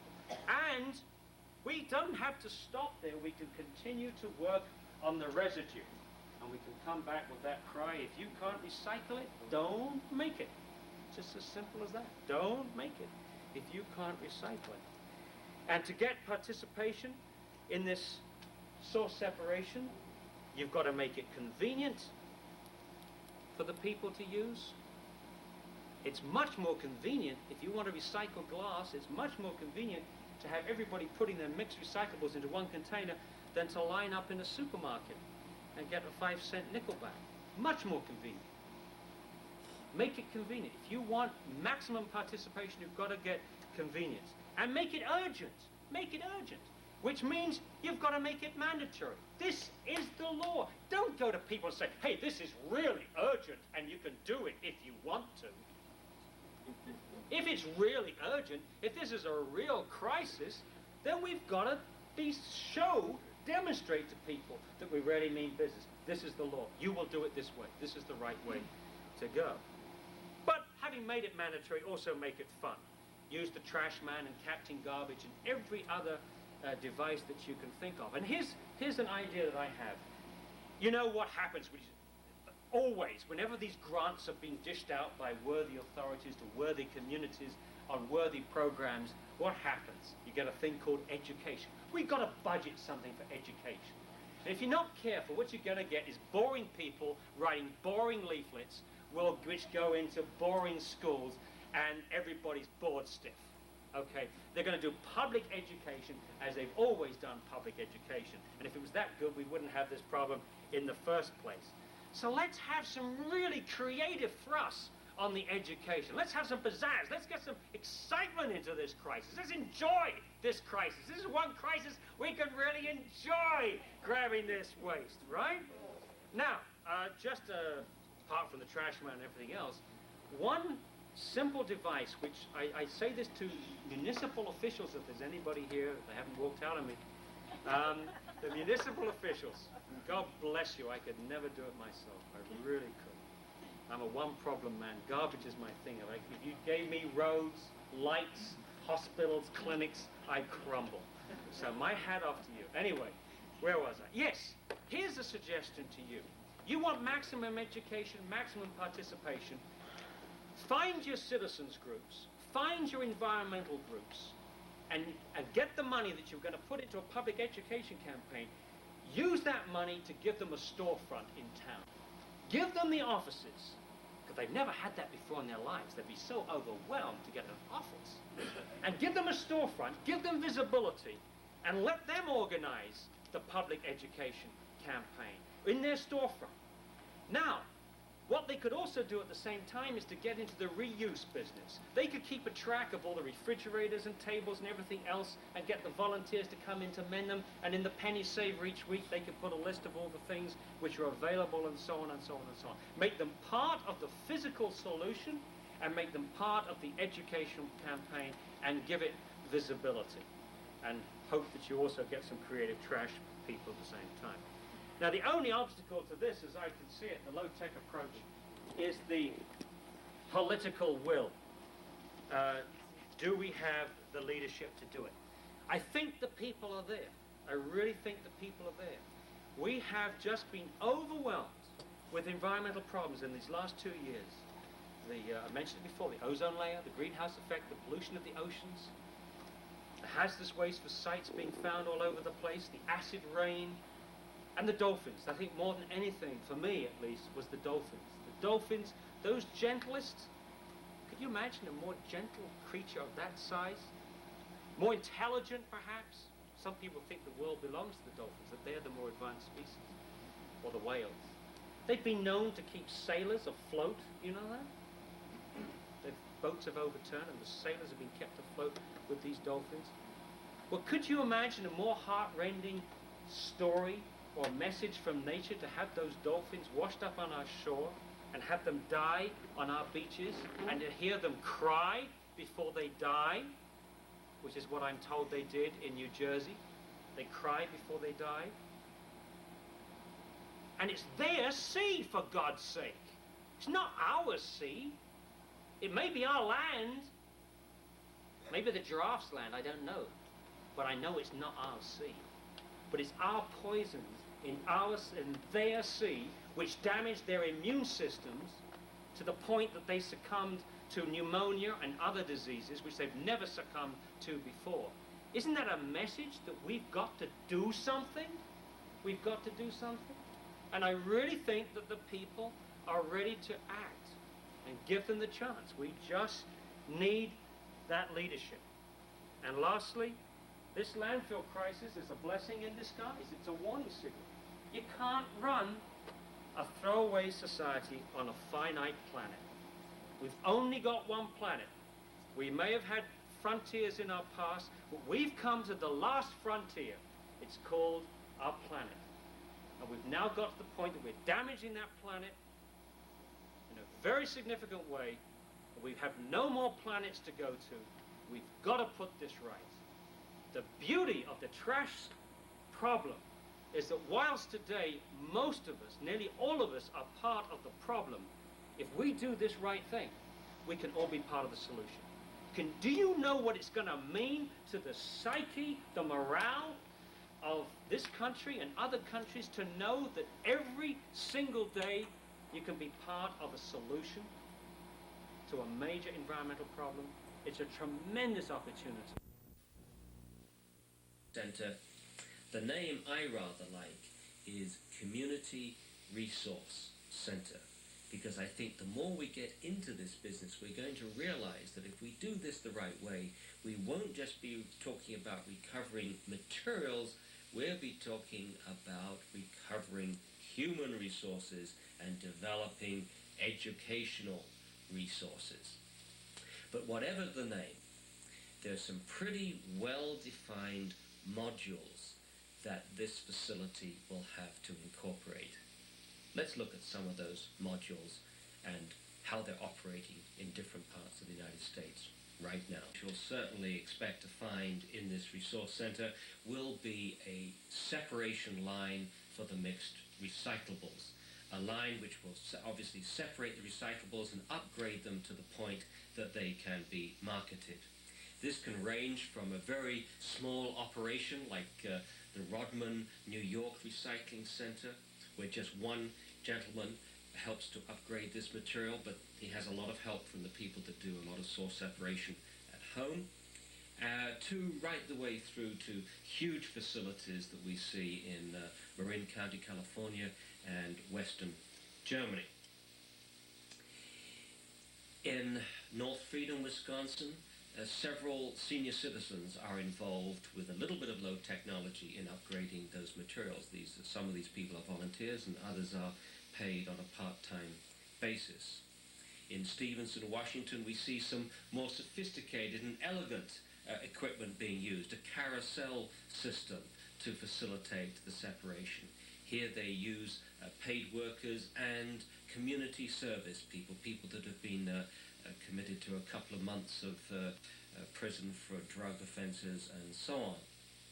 They're used to separating it. In Camden, New Jersey, we see Peter Carter's operation. Peter Carter is a former nuclear engineer, set up a company called Resource Recovery Systems. In Camden, New Jersey, they separate as a matter of routine all the bottles and cans you can send to them. They separate the glass into brown, white, and green glass cullet.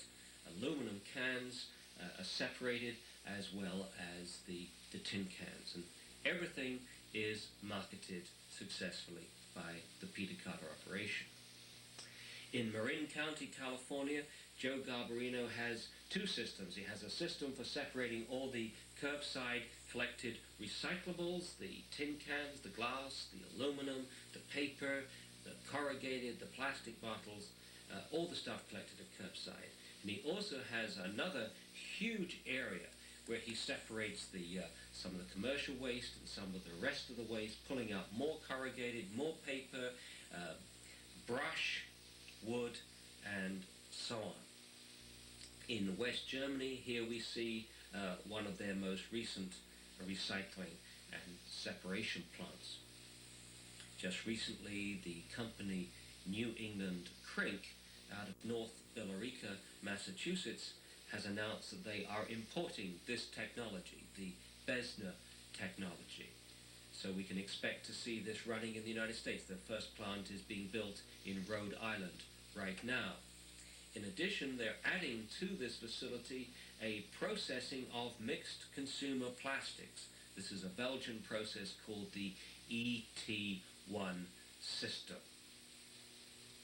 Such a separation line, as I've already indicated, can be used in conjunction with the separation of commercial waste, because commercial waste is much easier than domestic waste. It's more homogeneous and it's richer in recyclable materials. It's dominated by corrugated cardboard and office paper, and that material can be separated and upgraded and possibly commingled with our separation line for the domestic recyclables. We see facilities in San Francisco which are upgrading commercial waste and office waste in San Francisco, and also in Burbank, California.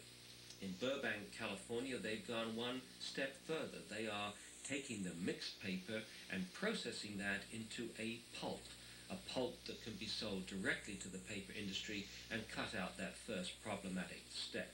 The rationale for this processing is to secure a more guaranteed marketplace for this mixed paper division, which is very vulnerable to market conditions.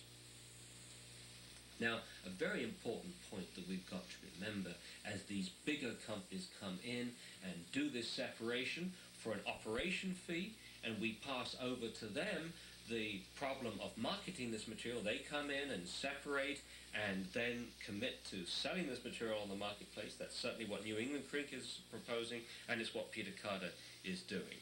As these bigger companies come in and do the job, we must make sure that we don't stamp out the little guy, the individuals, the voluntary organizations, and the small businesses, and the small guys who are collecting, scavenging the community for separated recyclables, like corrugated cardboard, like aluminum cans, and so on. And I think the principle that we should maintain is that there should be two entrances to our recycling operation. One entrance says, give us your mixed recyclables and you pay us to separate and upgrade them for you.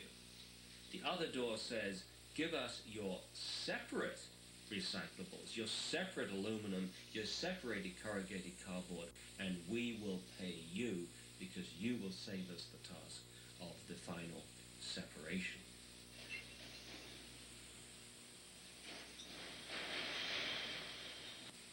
Another area we might expect to see, especially in a larger facility, is the separation of building debris.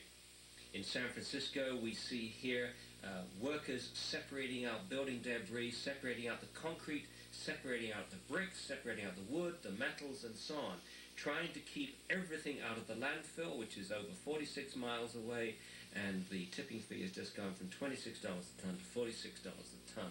So we can see the avoided disposal costs driving the separation of this material. Some of that material can be recycled, some of the material can be used as hard fill, some of the material can be selected out for very selective burning, like some of the cleaner wood. See, in our facility is the reuse and repair section. We're already seeing this happening in some of the communities with more vision. In Wellesley, Massachusetts, for instance, you can see a Goodwill Industries truck for the used clothing and some of the appliances. In the back of the plant there in Wellesley, there's a section for, it's called Take It or Leave It. You can leave appliances and you can pick up appliances and take them home with you. And at the end of this plant, when just as you're going out, there's a bookshelf where you can leave books and pick up books, even order books. You can put down the name of the author that you want and your own telephone number, and when George Orwell or whoever comes through, they will phone you up. I think that gives the right kind of image of what we're talking about, this salvaging of very worthwhile objects. In Berkeley, California, there's an operation called Urban Ore, run by Dan Knapp, and a very large area. Looks like a lot of junk, doesn't it? But they are grossing $17,000 a month selling this junk and giving some useful jobs to a lot of people. Also, Urban Ore in Berkeley runs another facility for building materials. And builders now bring to them the windows, the doors, the bathtubs, the basins, the toilet bowls, and you name it. All the things that you get when you pull down a building are now being salvaged and brought to Urban Ore. And that operation grosses $25,000 a month and creates some more jobs, some exciting jobs in Berkeley, California. And then in Portage, Michigan, Jay Eaton, who's been running a recycling center for many, many years, has got a very exciting building for repair. Jay told me that, if you stand in a recycling center long enough, you can get anything that you want. Everything finally comes through. It doesn't matter what object you're looking for, whether it's an infrared oven or a compressor or an electric power tool or a special hand tool. If you wait long enough, you will get it. And what Jay has been doing for a number of years is repair things. Take those old hand tools, take the electrical tools, save up the bits and pieces, and get a lot of these objects back into the community.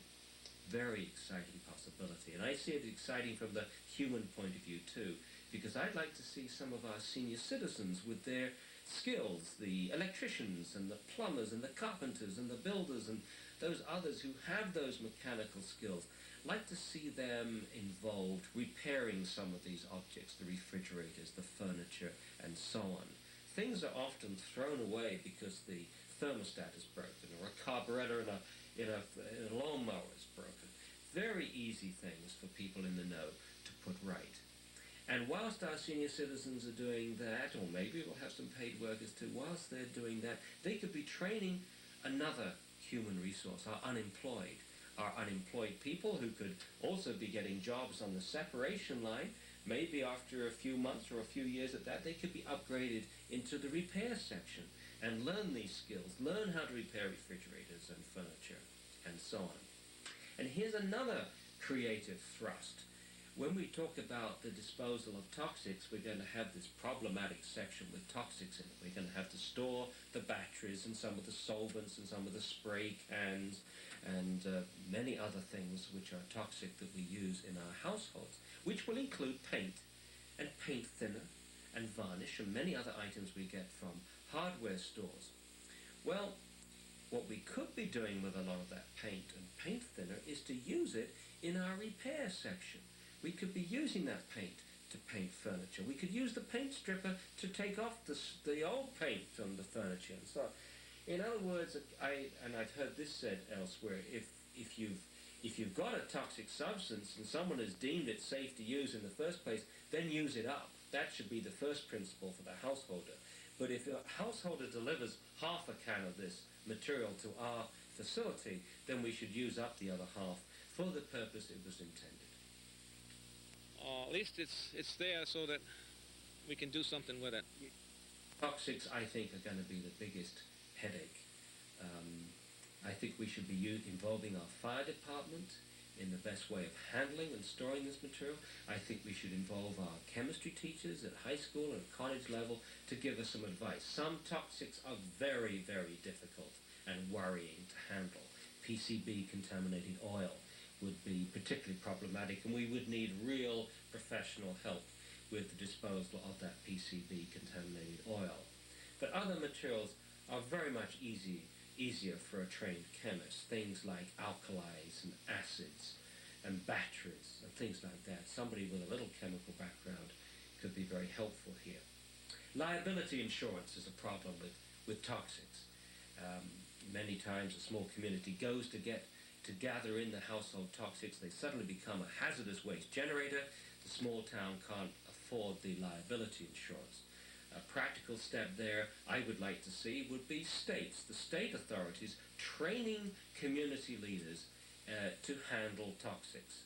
Once the state is sure that the people know exactly what they're doing, then they should be given a license, a permit to do this. And once that permit has been given by the state to the local community, then I think the state should take on the liability insurance, something that they can afford whilst the small community cannot.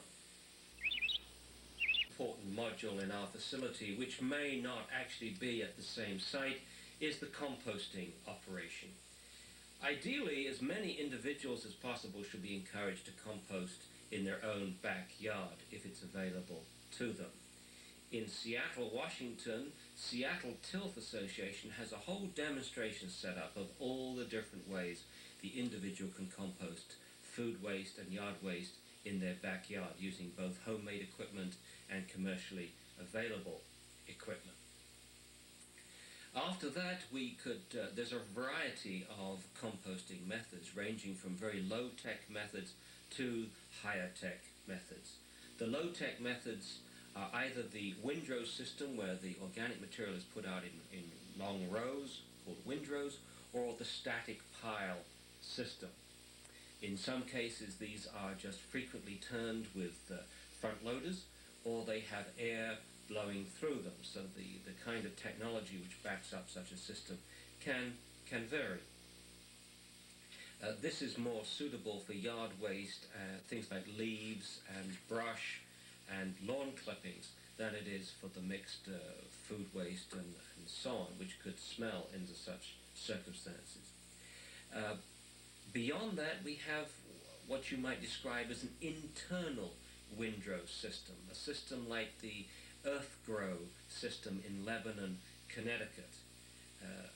Originally a Japanese technology where the organic material from a variety of different kinds is composted in long 180-foot rows, 6 feet wide, 6 feet high, with a machine on top which regularly turns the material and shifts it 10 feet a day. So after 18 days the organic material has been shifted from one end to the other. Air is blown through the system whilst it's going on, and the air in an enclosed building, and the air can be sucked out and cleaned with a variety of filtering devices. It's possible that those could be run in an urban center, or they might be run outside of town in conjunction with a farming operation. Because in Lebanon at the moment they're composting all kinds of things, including animal manure and food waste from factories, and pharmaceutical waste and mushroom manure, all kinds, sewage sludge, and in Japan the technology has been used for composting food waste. So a whole tremendous potential here, not only for getting rid of a troubling component in our waste stream, but also making a business.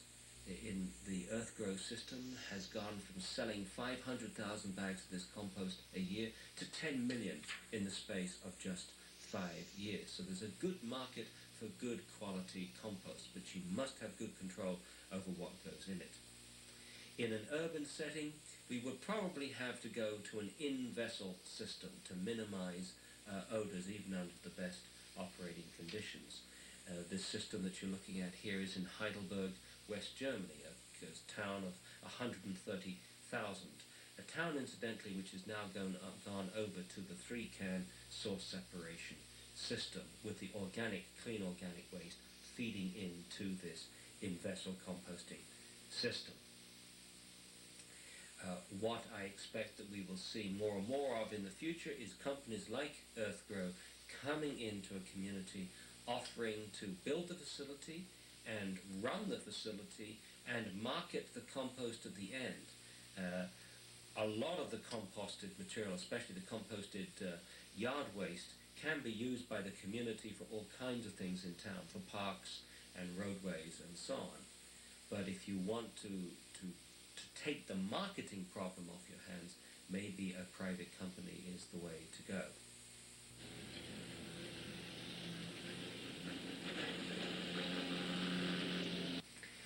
Lastly, we have some of the residue left over from this thing. Obviously, we're going to have some residue. Before we commit that to an expensive landfill, there are two more things that we can do. One is that we can pull out material which, although we can't recycle it, maybe we can't compost it, it is not toxic. We know it's not toxic. Things like bricks and concrete and some plastics, glass, if it can't be marketed, and so on. You don't have to put that into an expensive lined landfill. If you know what you're dealing with, then perhaps we can simply bury that in well-designated areas like gravel pits and so on, and record on a computer where we've put it so that if we need be, future generations can dig that up and use it when the supplies are in greater demand. Similarly, if we've got to the point of maximum separation, we might also have to find some material that can't be recycled, can't be reused, can't be composted, but can be used as a fuel. And if we know exactly what that fuel is, then it can be handled safely. There are many different ways of recovering energy from organic material. We can biodegrade organic waste and produce methane gas. That is done on many farms in this country with animal manure. We can convert cellulose, scrap paper, maybe paper that can't be recycled anymore because the cellulose fibers are too short. This can be converted first into glucose and then into alcohol. The alcohol has an infinite market. There is a fortune waiting for the individual or company that can make more efficient the process of converting waste cellulose, waste paper, waste wood into alcohol, a fuel, as I say, with an infinite market possibility, because it's one of the cleanest fuels that we could ever put into cars and buses and trucks in this country. Lastly, we could burn selective material, probably the worst way of getting energy back. Sometimes I'm asked as a chemist, what would you take out of mixed waste so that we can burn the waste safely? And I say that is the wrong question, because it's true that we could pull the batteries out and that would help, and it's true that we could pull out the chlorinated plastics and that would help reduce the toxic emissions. But that's not the answer, because you never know what that rest is. You never know what you're burning, and you never know. You might have one community over here who's doing a good job at removing the toxics. Meanwhile, another community is not giving a damn, and you're putting all kinds of stuff into the incinerator. And maybe there are people out there that want to put some toxics into that rest that goes into the incinerator. So that approach doesn't work. The approach that I think does have a possibility is not what you can pull out so you can make the rest safe to burn, but what you can pull out which is safe to burn. I have, for example, no...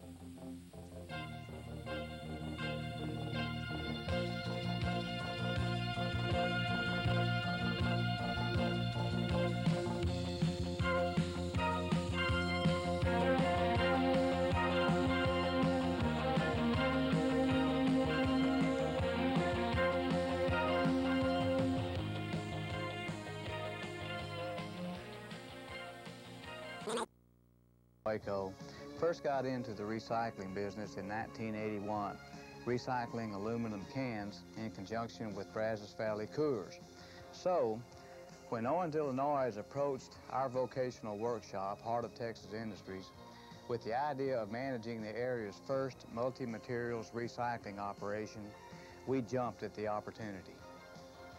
The partnership between Owens, Illinois, 14 other local sponsors, and the Heart of Texas Region MHMR Center has been a winner from the beginning. Here's how it works. The O&I staff secured money and materials from local businesses to build a recycling outpost, the first multi-material recycling center in Waco. And what made this recycling center even more appealing to the customers was its clean, Old West look. For the first time, people could recycle glass, aluminum, and newspaper all in one spot. And mentally handicapped employees from the MHMR Center had the chance to earn a regular paycheck, giving curbside service to customers. There was a lot of publicity surrounding the recycling outpost, all positive. O&I launched a contest among Waco elementary students to name the center, hence the name the Recycling Outpost. We had a grand opening celebration with local dignitaries such as the Waco City Manager, the Chairman of the Texas Department of MHMR Board, a state representative, and the President of the Greater Waco Beautification Association. Since the opening of the Recycling Outpost in early 1984, our employees have served almost 25,000 customers who have brought in almost 9 million pounds of glass, more than 2.5 million pounds of newspaper, and almost 350,000 pounds of aluminum. This business has yielded more than $400,000 in gross revenue to the MHMR Center and has participated in the return of almost 12 million pounds of what is considered to be trash from the highways, streets, and garbage in the Waco community. The operations of the recycling outpost are fairly simple. Our employees will separate the materials brought in, record the weight of each material, load them into the proper receptacles, and then see that each customer is paid the correct amount for his materials. Everybody wins in this arrangement. The MHMR Center employs about a dozen people at the recycling outpost who are productive, hard-working citizens of the community earning a weekly paycheck. Plus, the revenue allows the center to create jobs and provide vocational training for about 130 mentally handicapped people in the Waco area. The almost 25,000 customers who have sold recyclables to the outpost have earned money for things they used to throw away. We have customers ranging from school kids to retirees to professional recyclers. The glass, aluminum, and paper industries benefit from having 12 million pounds of materials to reuse in producing new products more economically, and those savings are passed on to us all. To sum up the MHMR Center's experience in Waco, which is a fairly conservative city, our customers have enjoyed the contact with our handicapped employees. The contact has gone a good distance in blowing old stereotypes out of the water. Our employees love their work, and it shows. Just the other day, one of the employees came up to me and asked if he could work at the recycling outpost for 32 more years until he reached the age of 65 and could retire just like his dad. Thanks to the efforts of the Owens, Illinois people and the other 14 sponsors of the recycling outpost, our employees have a chance to work with dignity and become productive members of the community, which is a benefit to the employee and the community.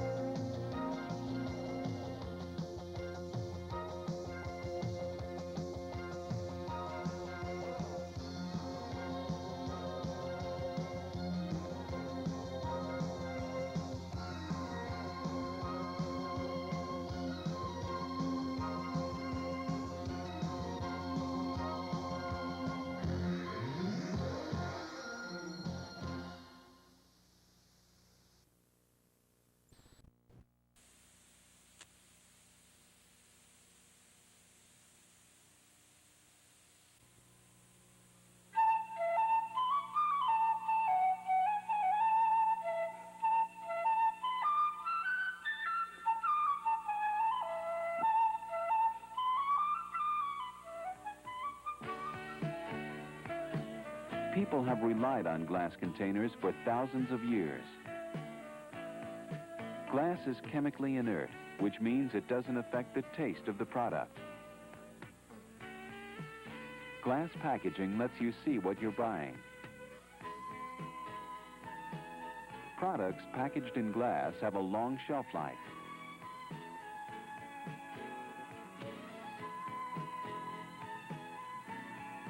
Glass is microwavable.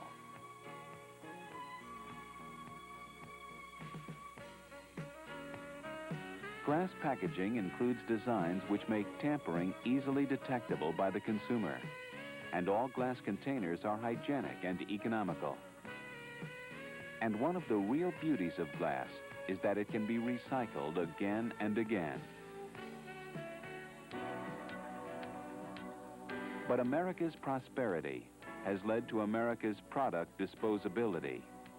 All over the country, our amber waves of grain are being overwhelmed by not-so-majestic mountains of solid waste. Glass containers can end up here in a landfill as part of our country's growing solid waste problem. But they don't have to. Glass is 100% reusable. It can be part of a nationwide solution right now. Recycling is the key. Recycling glass is important to consumers in many ways. It helps reduce solid waste by decreasing the number of glass products in landfills. And it conserves energy in the making of new glass. But consumers are the most important part of recycling because the process begins with them. Many towns have recyclers, people who buy used glass containers from municipalities and individuals. This center in Baltimore, Maryland, pays out thousands of dollars every week to people who bring in glass products for recycling.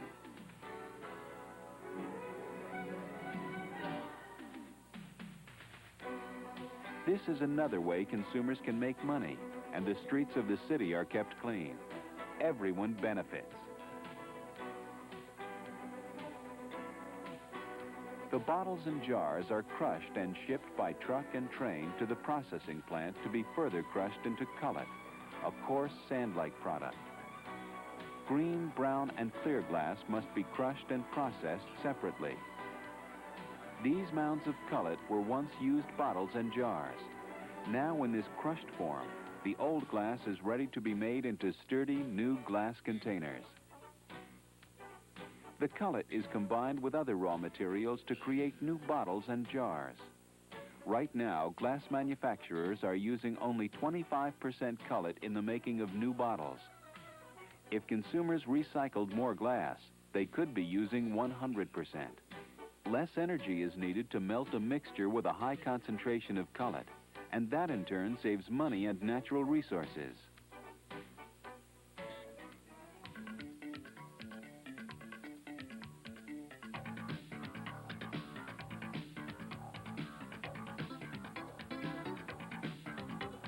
The cullet mixture is heated to about 2,600 degrees Fahrenheit in the furnace. Molten hot glass is formed into bottles by compressed air.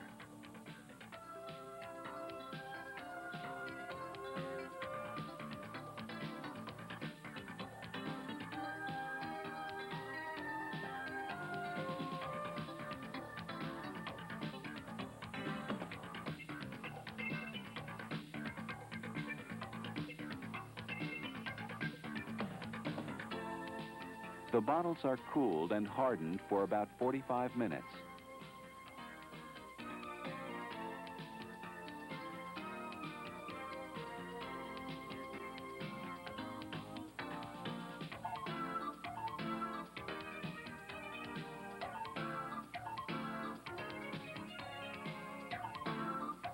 The bottles are shipped to product manufacturers and filled.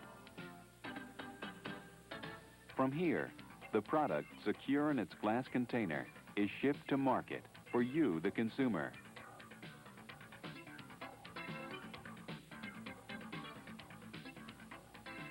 It's important to get young people involved in the recycling process.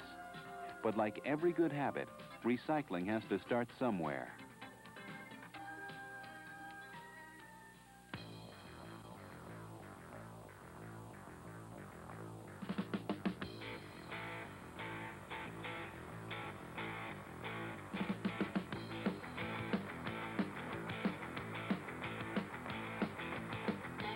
To some, California is home to movie stars and offbeat ideas.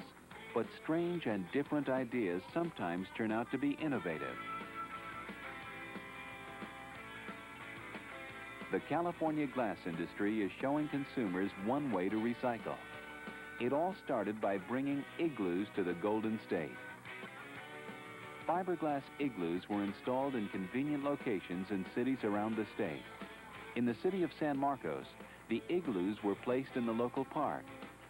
The igloos are collection sites for color-separated glass bottles and jars. Each filled igloo holds hundreds of pounds of totally recyclable glass. In Anaheim, California, the Bar and Restaurant program joins local food service establishments together. Through their combined efforts, thousands of glass bottles are recycled every day.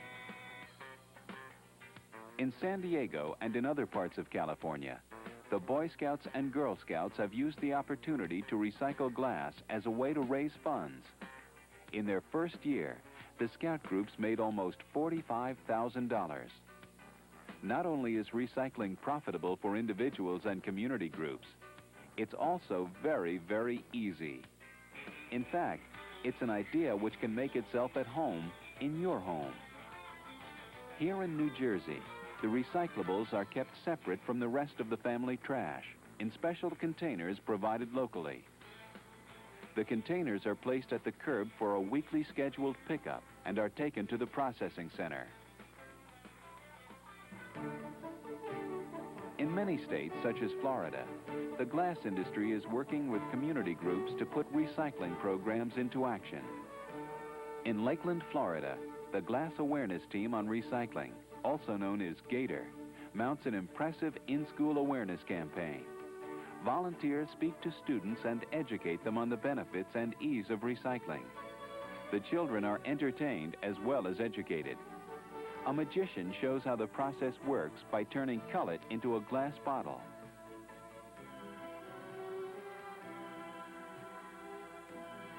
Their alligator mascot, named Cully, passes out literature on recycling to the children. In Tallahassee, Florida, this elementary school won playground equipment in a local recycling contest. The students collected over 7,000 pounds of glass in only 5 weeks. In Delaware County, Pennsylvania, the Pennsylvania Glass Recycling Corporation installed the first igloos in the eastern United States. Recycle Glass for Cash and the Great Glass Caper are two campaigns designed to motivate and inform. In the Carolinas, the glass industry sponsors a Keep North Carolina Beautiful contest, which encourages recycling while discouraging littering. In Oklahoma, the Beverage Industry Recycling Program, also known as BURP, established a voluntary recycling network. The first year, 4.2 million pounds of glass were recycled.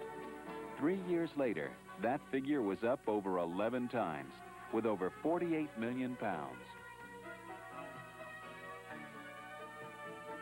Youth awareness is bound to get the whole family involved in recycling. And together, families discover that not only can recycling be profitable, financially and environmentally, it can also be a lot of fun.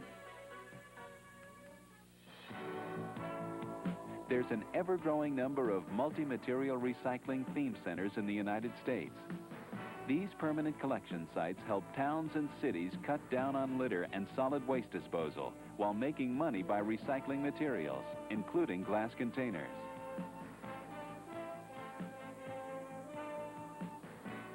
In Lakeland, Florida, Goodwill Industries operates the recycling center, providing jobs and raising money for the organization.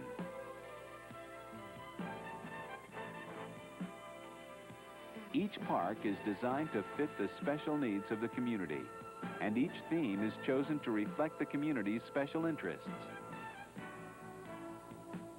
The collection site in Toledo, Ohio, uses a railroad depot as its theme. But there are as many themes as there are communities. A Western trading post, a space center, the circus, or a zoo, or a riverboat.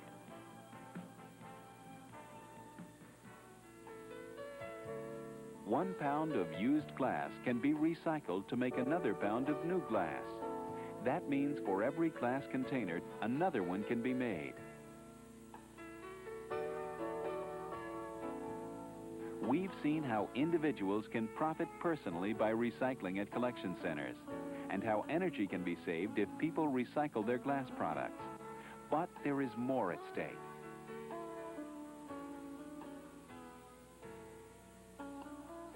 It's your country. It's your choice. If you have a recycling program in your area, use it. And get your friends and neighbors to use it too. If you don't have a recycling program, then start one. And if you don't want to recycle, there's always the alternative.